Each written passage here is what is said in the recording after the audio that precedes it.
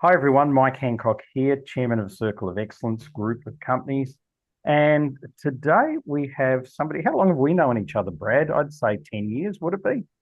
Oh, at Must be least. close, I think I've been a maybe member of longer. PSA since 2009, so Yeah, it's a few okay. years.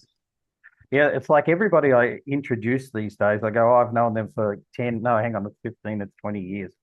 So, Brad, I'm excited to have Brad here today. I wanted to have him on this format that we use for about a year now. And because he does some extraordinary things and he's got some really unique things in his arsenal. He's a hell of a good guy. Background in teaching, voluntary firefighter, and that's been his passion. Look at the flame behind his head there. So that's been his passion there for the last few years. But Brad's very well known in the speaking, coaching, and training circle for his background in technology. And technology is such a big thing these days, as we all know, and it's not going to go away. It's only getting bigger. And one of the things I loved about Brad is that he sort of has this whole concept of react versus respond, and that's all about helping business leaders how to think clearly under pressure rather than panicking. And I guess that comes from the firefighting days. And he's also been known at times in the past as Mr. Web Marketing. So he really has a good idea of marketing and how to do that. And with that, I think it's fantastic. Today, he's going to be talking about AI that walks, talks, and writes like you, and it's coming up. So, Brad, that's enough. They're not here to hear me. Over to you. Okay, well, welcome along, everybody. Some familiar faces. Nice to see you all again. Today, I'm going to dig into this topic of AI that walks, talks, and writes like you. And I'm going to go into it in a bit of a mixed way. I'll be switching screens a bit. I'll be showing you some results. I'll be showing you some tools and things. And I'll be using the common AI tools to do this. So let me take control here.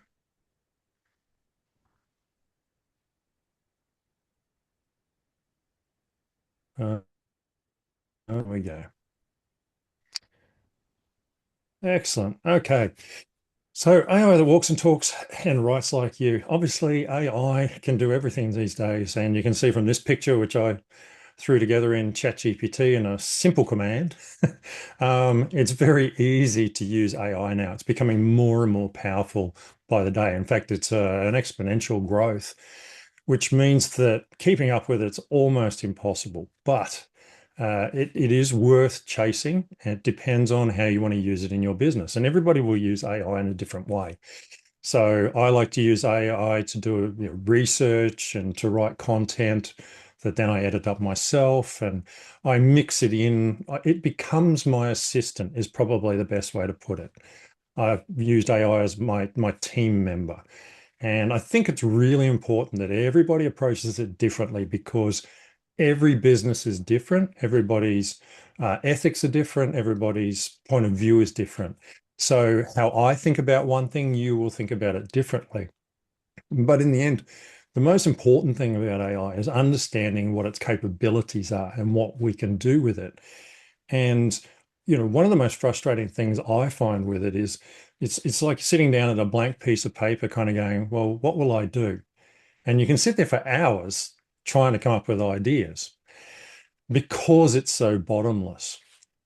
So I thought, well, the most important thing that I need when it comes to AI is I need someone who is, if they were in my business, could help me create content in a way that was like I would create it. And I thought that was a good starting point. Now, whether that was to start off with social media posts, which is where I personally started, or whether it was to write articles and do all those sorts of things, it was just this starting point. So back in 2020, I think it was, or 2019, I first started using AI. And I wasn't using ChatGPT because it didn't even exist to be used by the public at that stage. And I started using a private company that was developed its own AI attached to the back end of what is now ChatGPT. And I started working with that and trying to work out how to use it in my business. So For those of you who haven't met me, I'm the founder of the AI Authority Multiplied Mastermind, which is my mastermind group. I'm a best-selling author. I've written many books. I started out writing books for teachers, which I started selling online, and that's what got me into internet marketing in the first place. Launched and sold a multi-million dollar SEO company, working with some of the world's biggest brands and multinational companies. And of course, as already mentioned, I'm a volunteer firefighter and a station officer.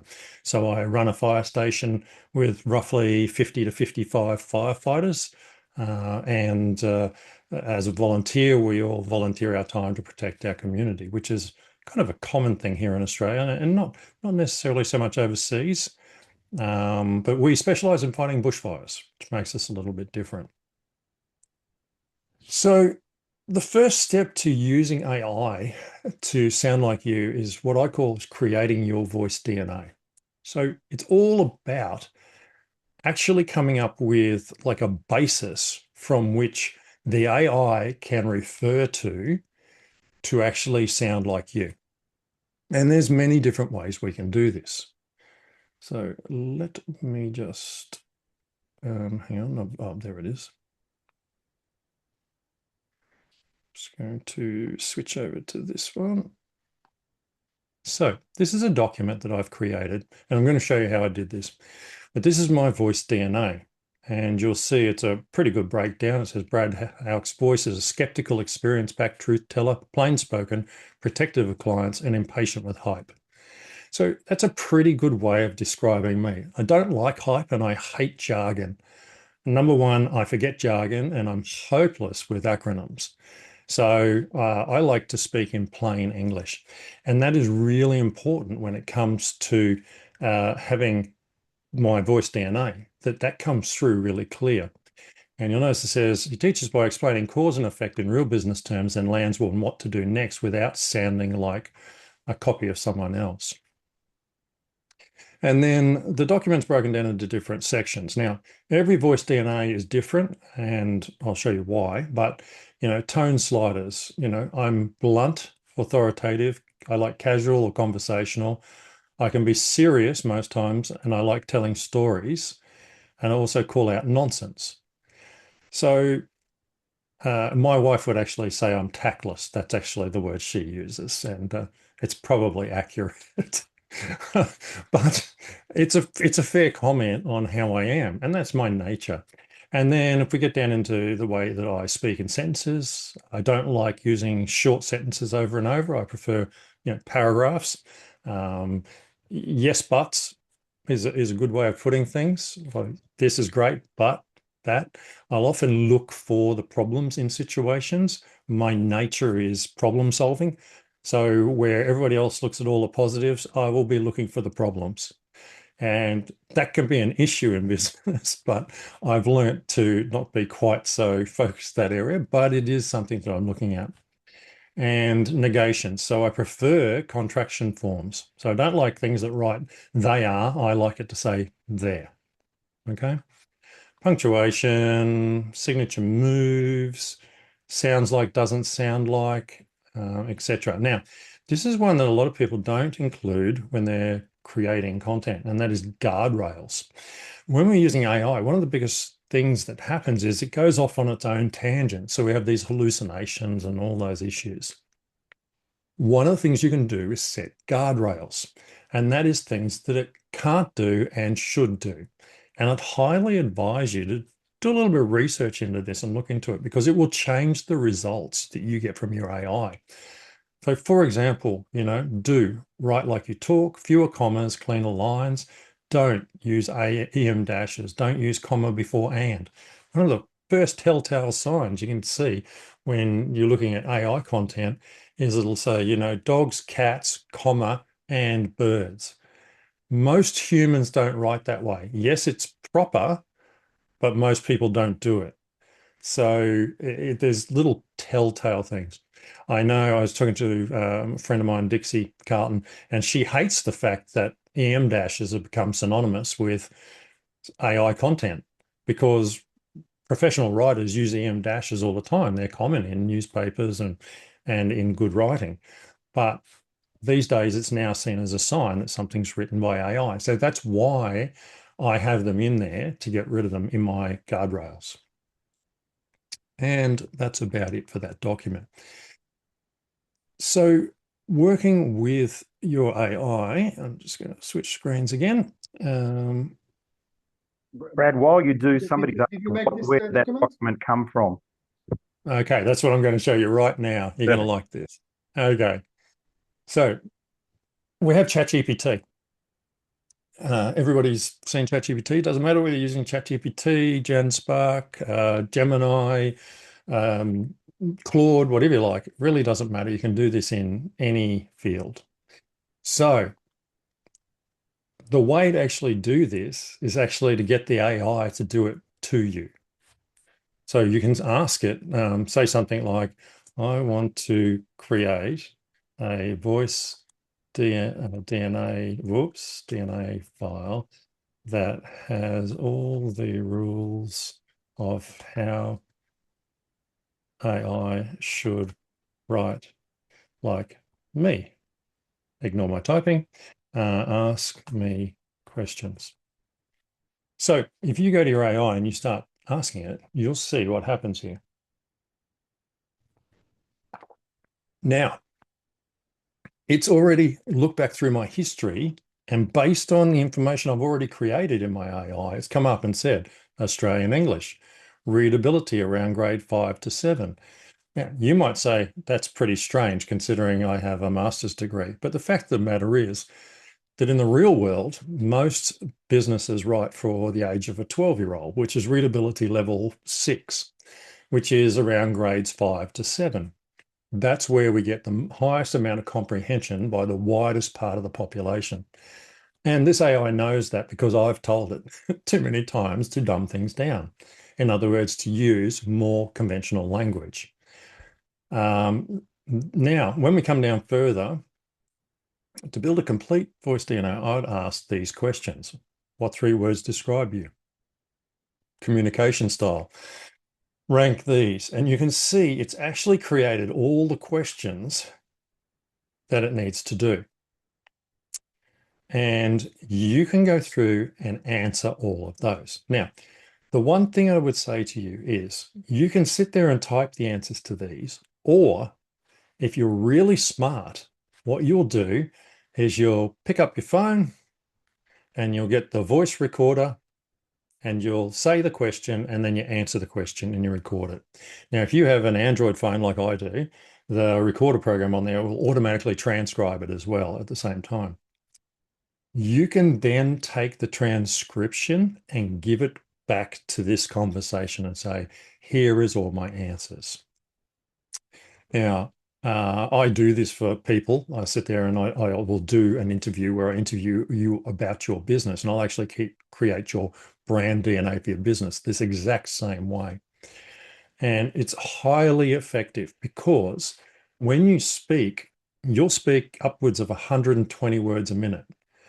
Most people I know would be very hard pressed to type 120 words per minute. Now, I'm quite a proficient typer, but 120 words a minute, I will still shortcut what I want to tell it. In other words, I'm not going to write everything down that I would say if I spoke. So when I tell a story, you get the abbreviated version, whereas if I speak it, I'm going to give you the full version. So by doing it with your voice and then using the transcription and feeding it back into the AI, you're going to get really, really good results. Okay. So that's how you start building your voice DNA. It is the easiest way. And look, all the questions are here. There's nothing you need to know. You just work your way through one after the other after the other. And you can get a brand DNA, the same thing. I want to create a file for AI that is all about my brand, and it will give you all the questions on how to do that. So does that answer the question, Yannick? Yeah. Okay, cool. So we can create our own DNA file, but what do we do with that DNA file?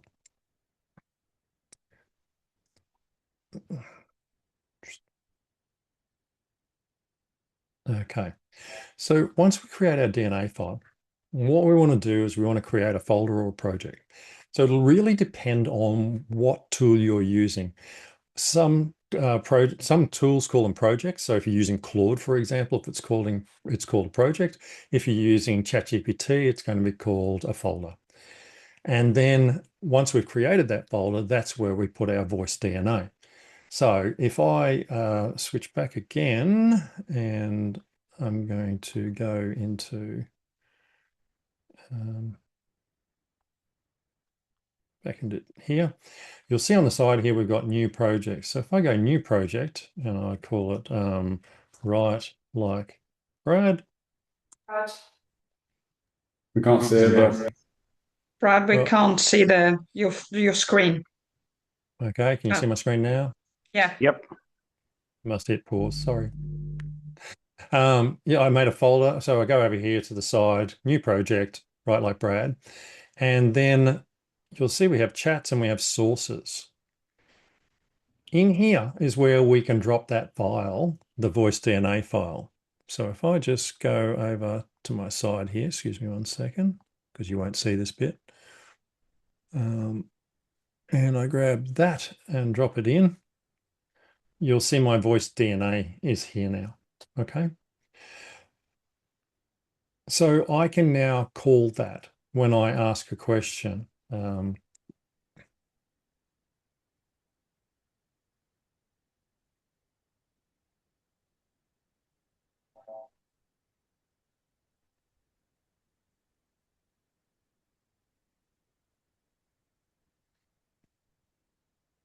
So you'll see it says here, based on your voice DNA, I'd lean into the myth. So straight away, it's searched the project files and it's read my DNA, and now it's come in here. Most people are using Claude AI, like smarter Google search. They open it and ask a question. You'll notice it says down the bottom here, this follows your voice DNA using a myth reality action structure, plain language, and practical business framing rather than AI hype. So by creating the project, we isolate this. Projects are a way of, and folders are a way of isolating content within that folder. Okay, just like in the real world, everything you put in a folder is kept in that folder together. It will not refer to content outside of that folder for the work you're doing in that folder. So it's a way of isolating that conversation. And this is really, really important, because if you want to have different folders for different projects, this is the way to break them down. Now, you can have different DNAs for different folders. You might have a client folder and have their DNA in the client folder for when you produce content for them. Or, you might have all the things that for a project that you're doing for someone in that folder, so that when you're referring and getting the AI to do things, you can make it sound the way they want it to sound. So folders are really, really useful tools. The other thing is up here in the corner here, you can move files around, you can do all sorts of things. So be aware that there's all these little hidden functions. If I come over here and click the three dots, you'll see I can rename the project. I can do all sorts of things as well, of course. So we can also branch off chats and we can get it read aloud. So there's lots and lots of options. But the point is that by getting our voice DNA, we can now control the output that we're getting from our AI.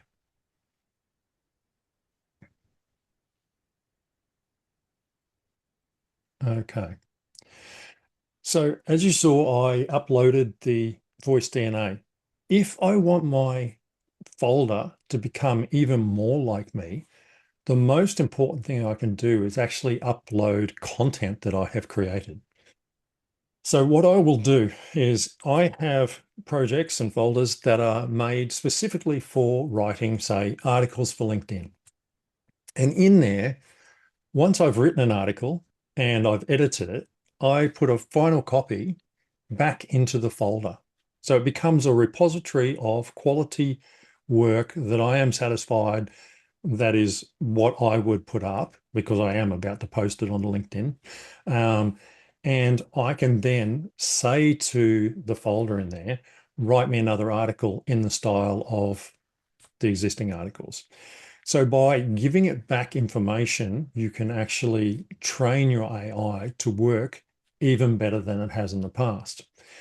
And the biggest mistake I think people make is that they create content, but they don't give it back. So I will sit down, I will will ask the AI to write me an article about this topic based on this, and here's the bullet points I want to cover and all that.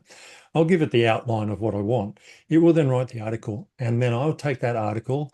I generally will drop it into Google Drive and open it up in Google Docs, because that way I can edit it from anywhere. And Google Docs is good for that because you can just be online on your phone anywhere and edit things. I edit it from top to bottom manually.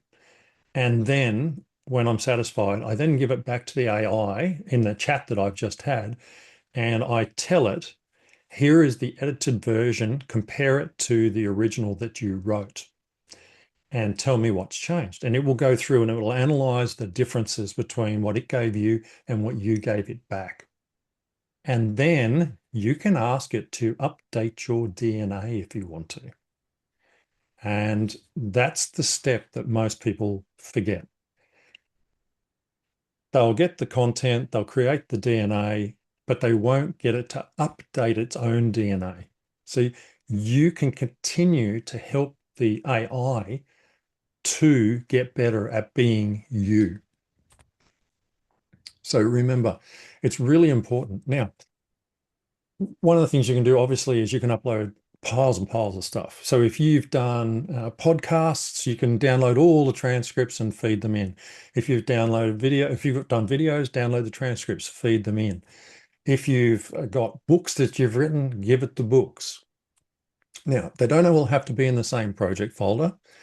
That's totally up to you. You might have one that just has your books, so you know that information's there. Or if you're like me, I have some different sorts of content. So I have a range of content depending on what I'm working on. So if I'm working, whoops, sorry, wrong one. If I'm working on my podcast, which is firefighter leadership, I might be working in this folder. And in that folder is a copy of my book, which is on firefighting and change and leadership in business. So all the content in that folder is related to that topic. But for example, if we go to the Expert's Journey podcast, which is the one I do with Dixie, well, that's entirely different content. So the content that's in there for reference material is separated out. So breaking these down, I can separate them out and I can make them all work differently. And that's probably the key that I really like, is breaking them up, but having the different conversations. That way it can sound like me for that podcast, or it can sound like me for my YouTube videos, or it can sound like me for different areas of content that I'm producing. Can I update the DNA during a project? Yes, absolutely. Go in any time and update it. Just ask the AI to go back through the project and give you an updated DNA file. Brad, can I Okay. ask something? Yep. If I have on my website, I have a blog with hundreds of articles. So I just need to put the link of the website, and then it already takes all the hundreds of articles, or I need to put the article by article.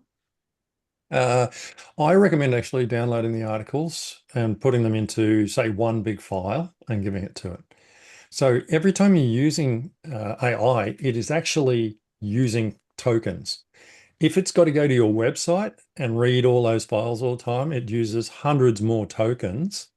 If you have it all in one file inside the folder, it uses a lot less tokens. So it's a lot more cost effective for you, certainly with the limits. You know, if you're using a $25 plan, you don't want to have to jump to the 200 because every time you go to do something, it's using, 1,000 tokens. And So the same question with the Spotify. I have Spotify with, let's say, 100 episodes. So I need to take each episode separate, or just put it in a folder, or just put the link to my Spotify. Same answer. my personal choice is to download transcripts of them and put them into one file, and then put that one file as a text file, put it back into the AI. As I said, you can do it where you ask it to go and look at episodes, but the problem is it just eats tokens, and it also blows out the time frame when you give it a job to do. It's got to go away and read everything every time. It can't remember what it's read. It will reference those files. It'll remember conversations it has, but it doesn't always remember what it's read. It'll go back and reread. And that's the killer part for most people. So yeah, look, you create your folders depending on what your project's going to be, and you can adjust your DNA for each one so that everyone matches what you're trying to achieve on that side of things.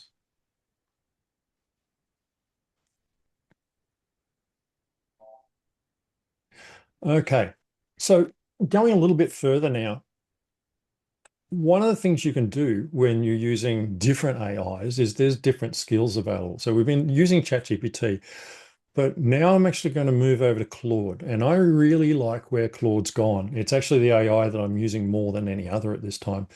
And one of the key things is that with Claude, you can build repeatable skills. So has anyone used Claude yet? Seeing a few heads. Yep. Okay. So Claude has, a whole range of different tools, but one of the things it can do is actually do skills.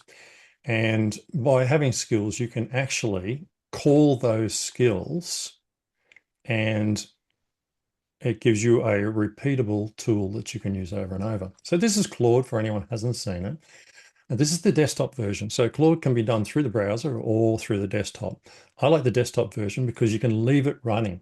And one of the reasons that's really, really cool is when you switch to Cowork up here, you have these scheduled tasks. So I can set up tasks, and as long as Claude's running on my desktop, it will run these tasks, weekdays, every minute, however often I want them to run. So I can have it set to do things. But today, we're looking at skills.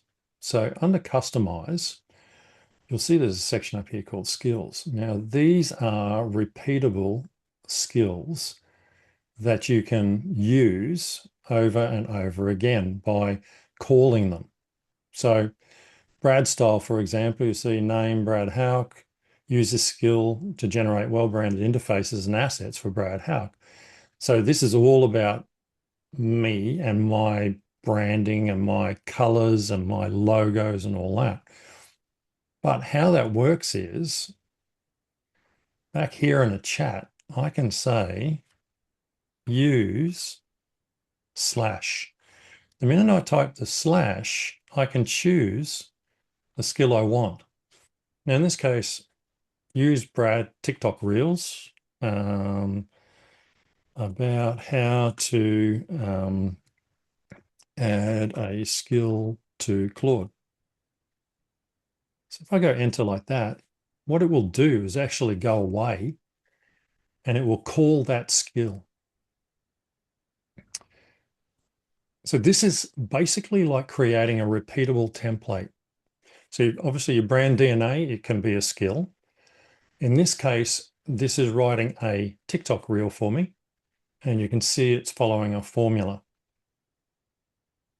Hook, body, CTA, on-screen text, and caption. So that's all written. If I do that again, and this is the real power here,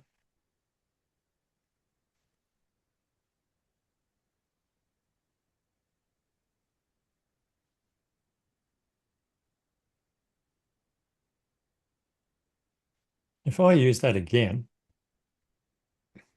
it'll write me a reel. Notice it's following exactly the same plan, exactly the same layout every time.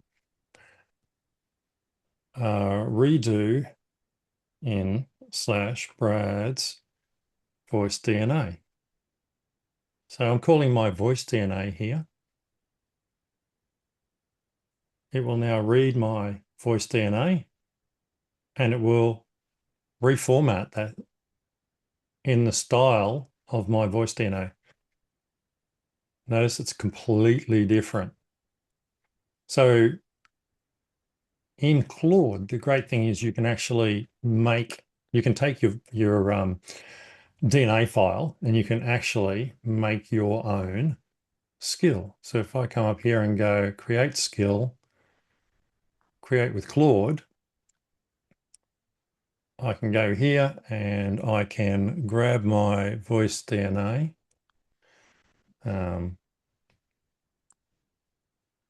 And I'll just do this.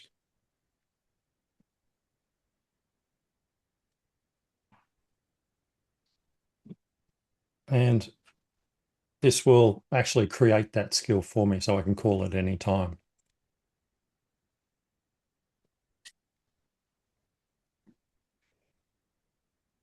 So rather than having it in a folder like we had with ChatGPT, in the case of Claude, we can actually create our own skill that we can call anytime. Okay. The reason I want to turn it into a skill is because in any conversation in the AI, it doesn't matter whether I'm doing here in a scheduled task. If I want to make a new task, I can make a new task, which is called write article. Do articles using /Brad's voice DNA, write an article about an AI topic. So see how I can call it from anywhere. I can use it in any part of this. And then I can set this to go off every day at 9 a.m.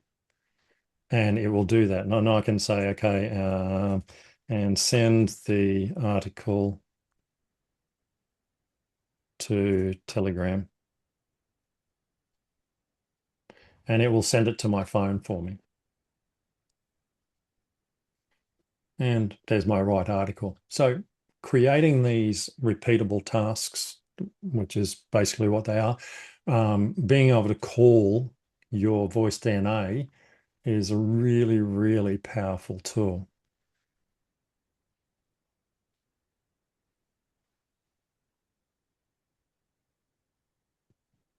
Okay. So I mentioned previously that once you've used your voice DNA, the whole idea is to edit and then feed it back and update the DNA. It's really, really important. So please remember to do this because what you want to do is you actually want to create a learning tool that's actually learning to be more like you. How you use that is totally up to you, but I find it just helps me when it comes to preparing things. Like I want an outline or I want some research done, or I want, if I'm preparing for a podcast, I might say, give me 5 points that I can talk about, and it'll give me 5 bullet points. But it knows me, so it goes and does the bullet points like I would write them. And then I can just talk freely about them on the podcast or in YouTube video or whatever.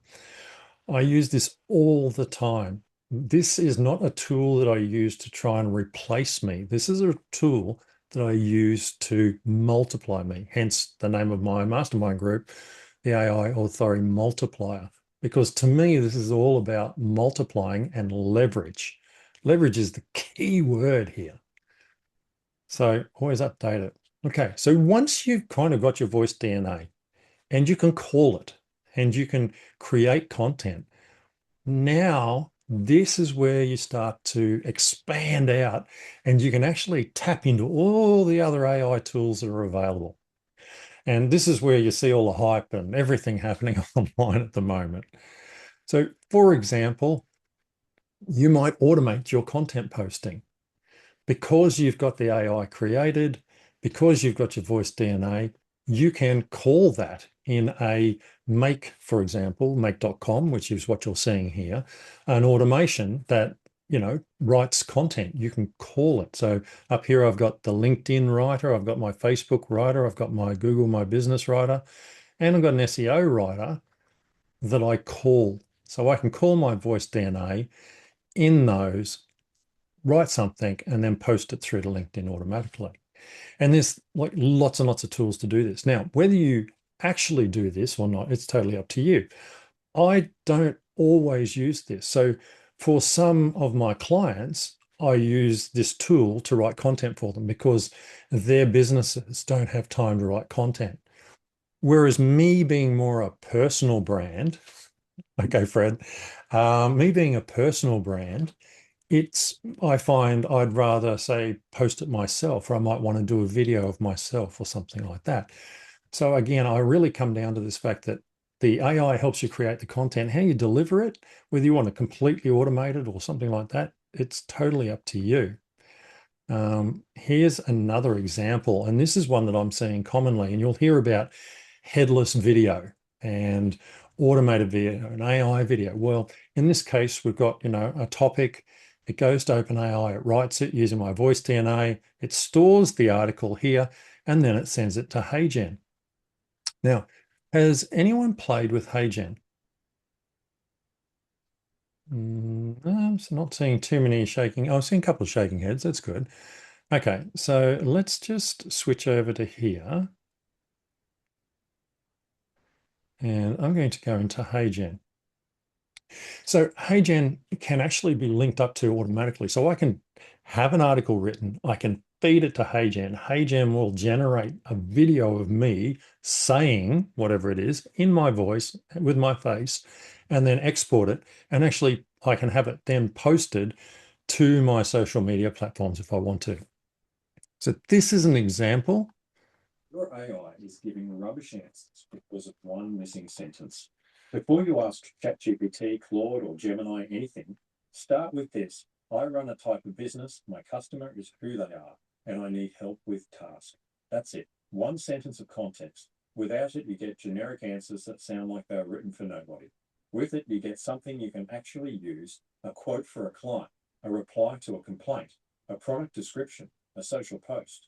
It works because these tools don't know anything about your business until you tell them. So tell them first. Follow for one AI tip a week that doesn't require a tech degree. Okay, so we all kind of hear that. Hope so. Yep. So the AI, obviously, it's not perfect. In my case, I actually have a problem with this tool, and that is the fact that my face is actually broken, so it's lopsided. And the AI, of course, does a perfect smile. So it gives my daughter the heebie-jeebies when she sees me do this sort of stuff. So if you do see me in video, it's actually me generally, and that's the way to tell. But you can see how easy that was, just a still picture. So all I did was literally come into this section, which is loading. Come on. You can choose a picture, or you can actually come into your brand area. Hang on, sorry. Let me just go avatar shots. Oh, where is it? Sorry, I've lost. Oh, there we go.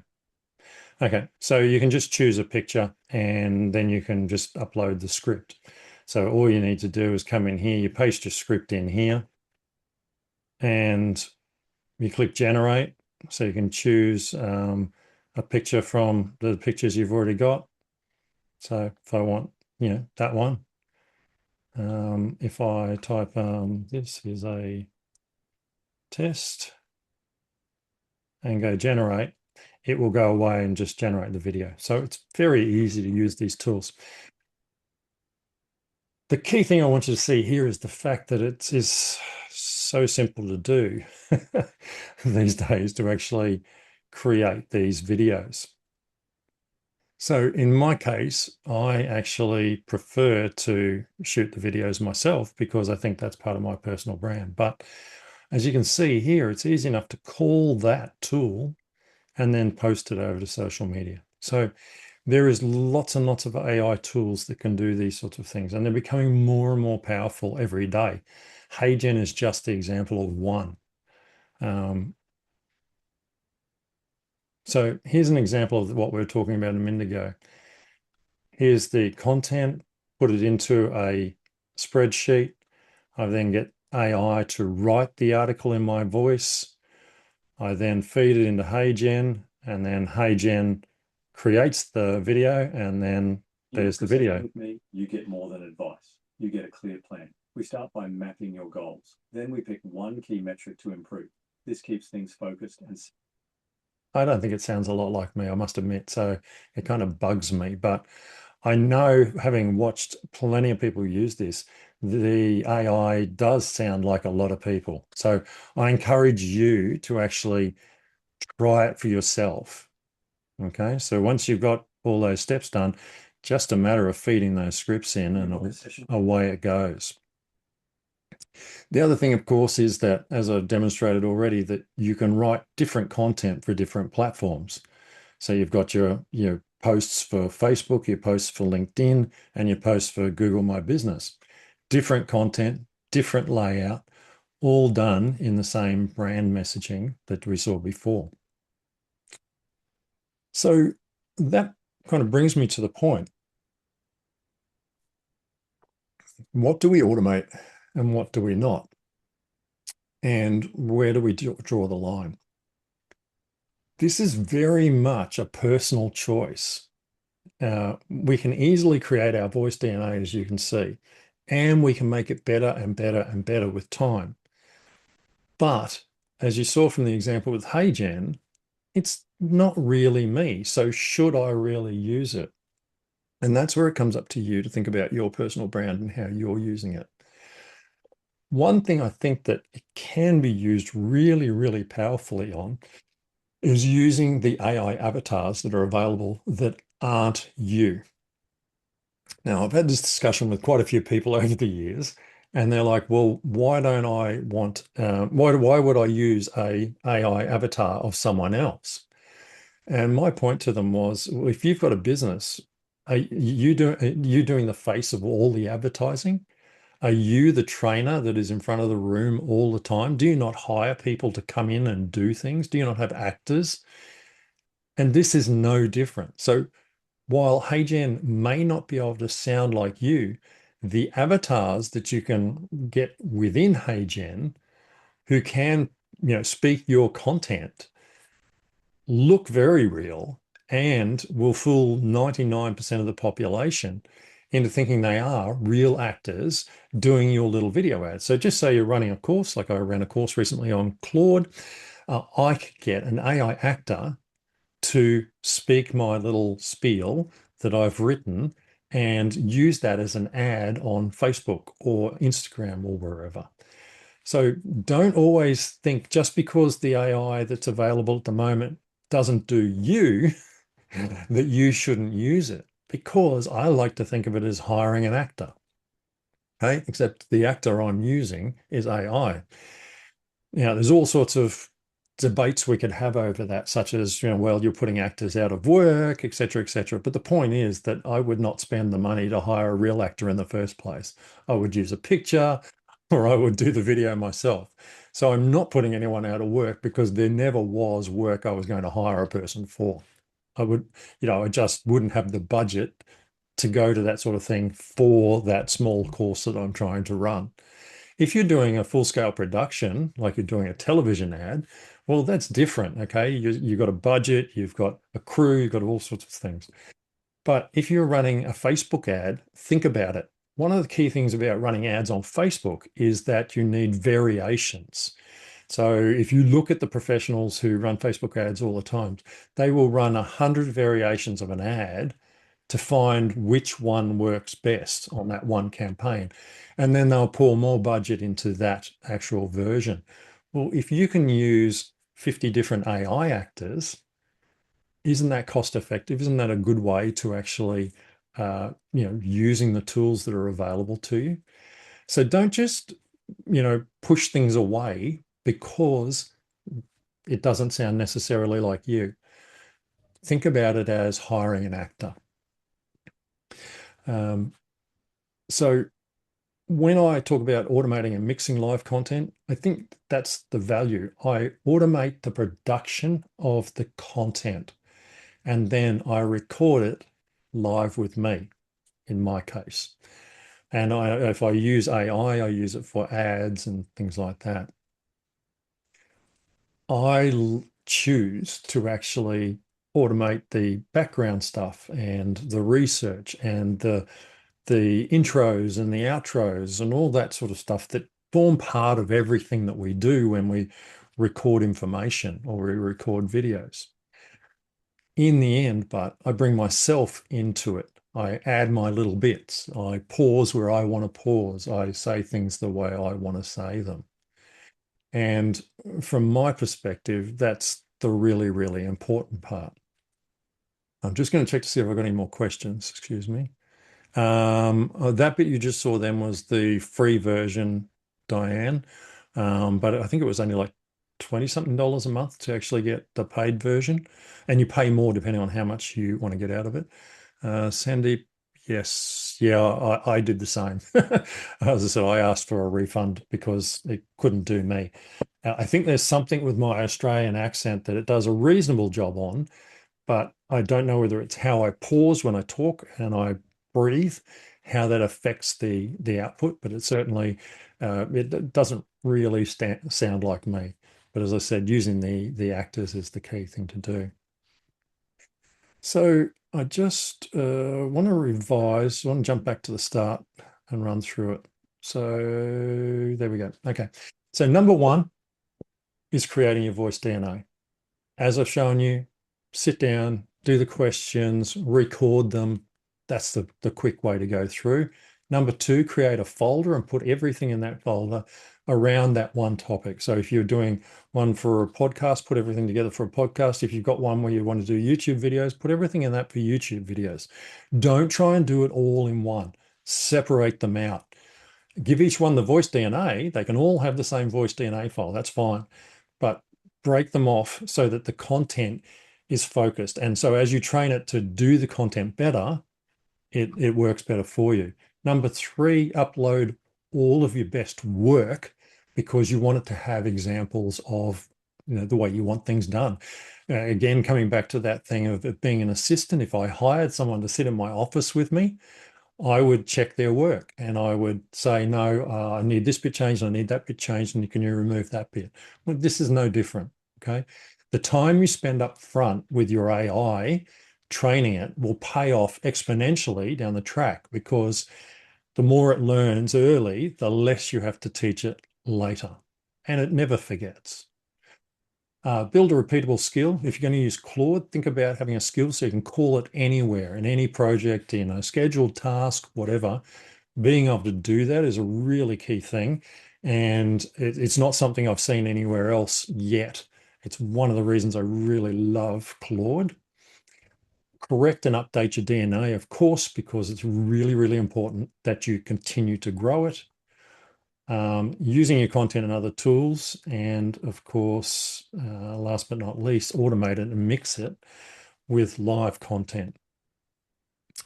So that basically brings me to the end of the content that I wanted to cover because I wanted to leave some time for questions at the end.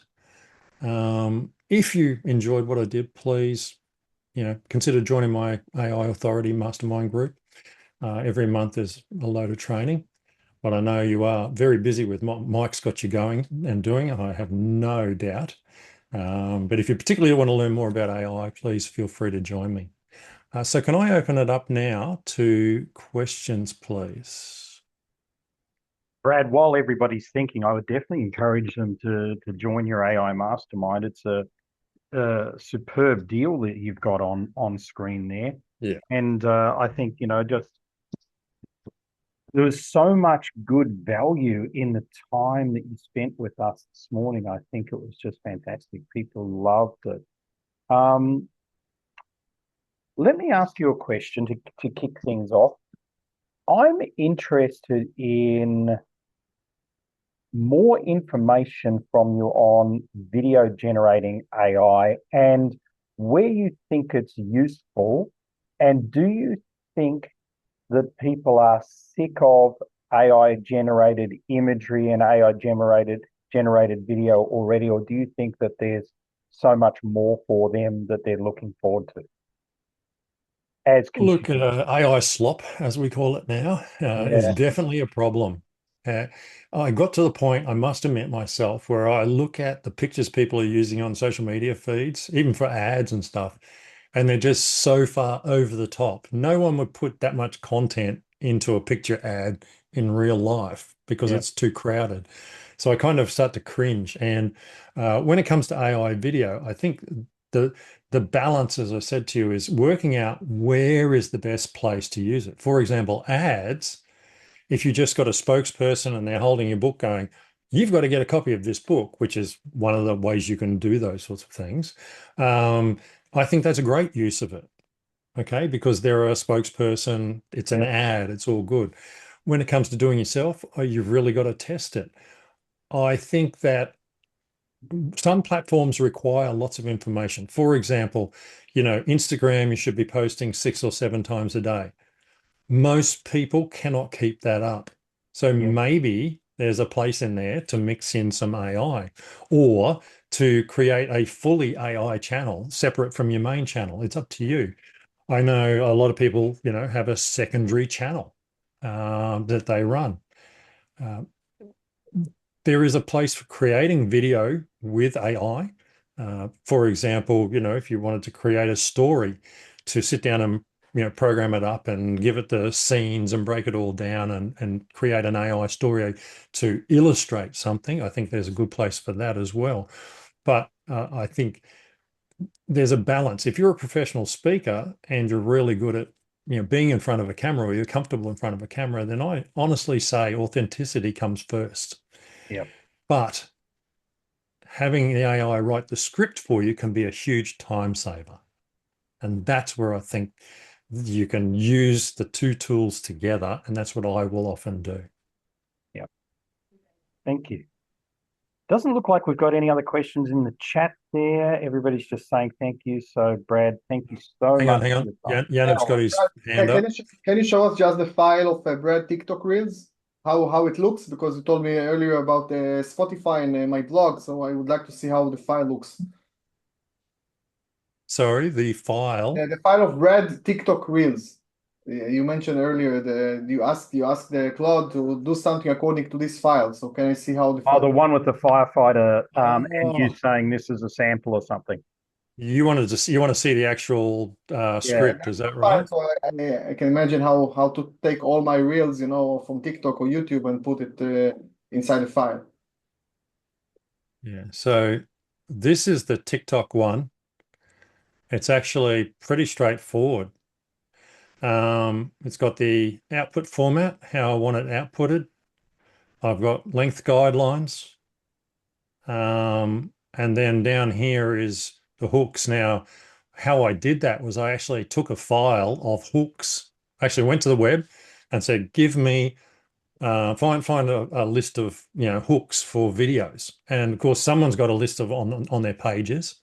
I copied and pasted all those hooks, and then here they are here, the different hooks and hook writing rules, and then the body, and then the call to action, the CTA, and then the tone, and then there's a test.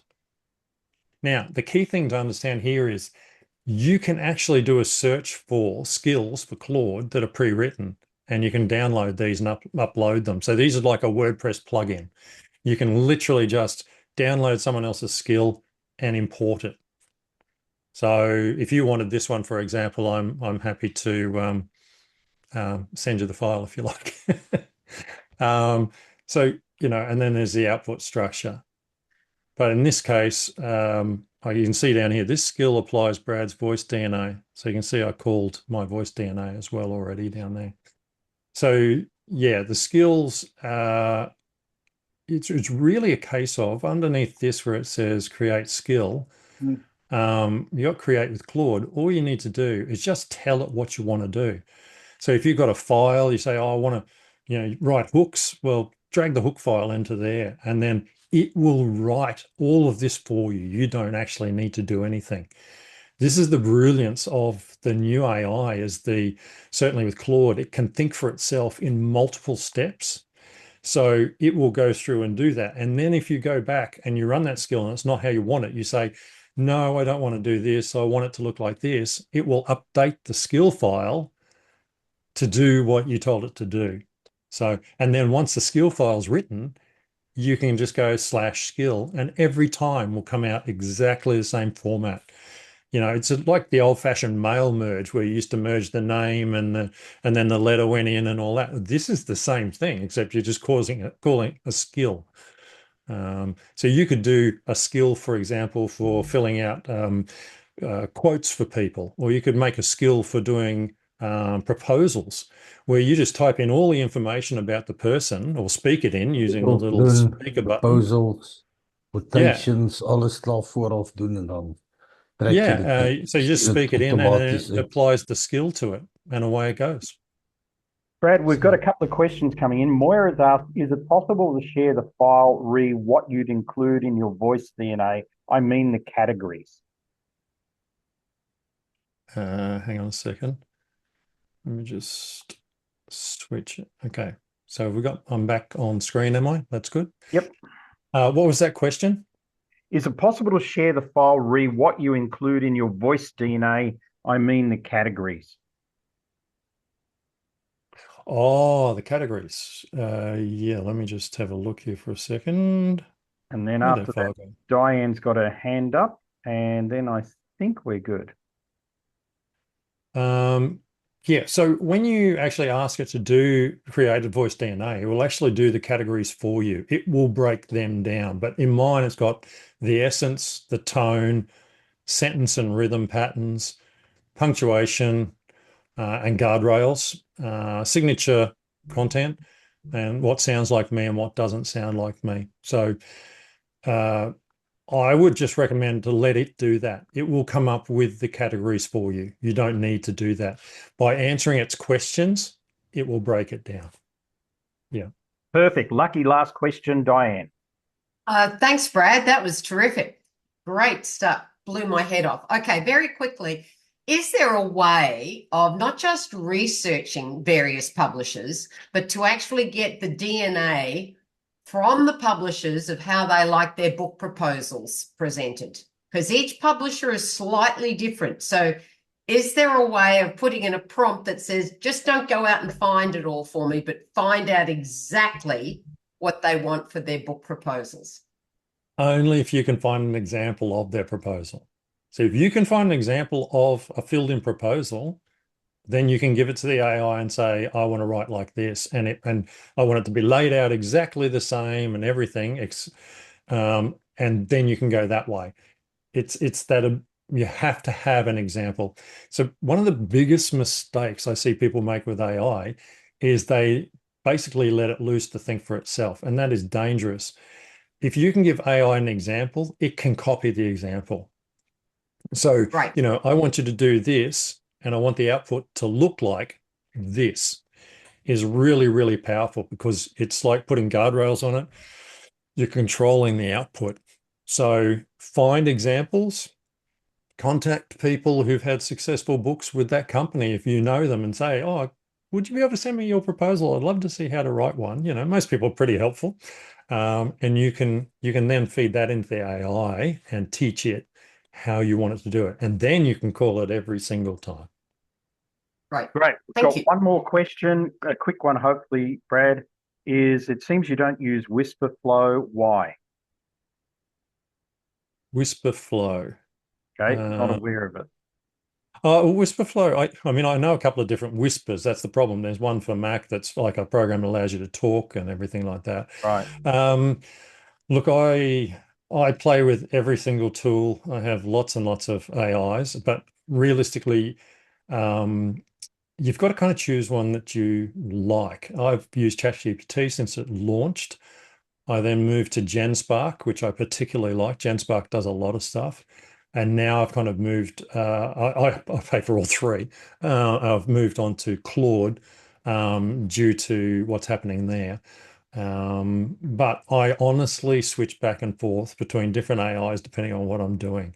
And often I will use ChatGPT to write a prompt for GenSpark or vice versa, because you know it writes better prompts for itself. So it's not unusual for me to be switching between them. There's going to be every day there's going to be new AIs. What I try and do, Bud, is I try and stay with the big companies, because if I'm going to put effort into learning a piece of software, I don't want it to be someone who's going to be gone next week. And there's certainly already a bunch of them been and gone. Brad, thank you so much for today. I think everybody's clapping, and Very it much. was really good. Yeah, Thank you. really good. Just what people need to know, and delivered on topic. Really appreciate it. And have a great rest of your day. You've got to race out to the fire station now, so I won't keep you. Thank you, everybody. Let's another round of applause for Brad, and we'll see you all next week. We've got a fantastic presenter as well. You're going to love next week, so we'll see you all then. Bye. Bye.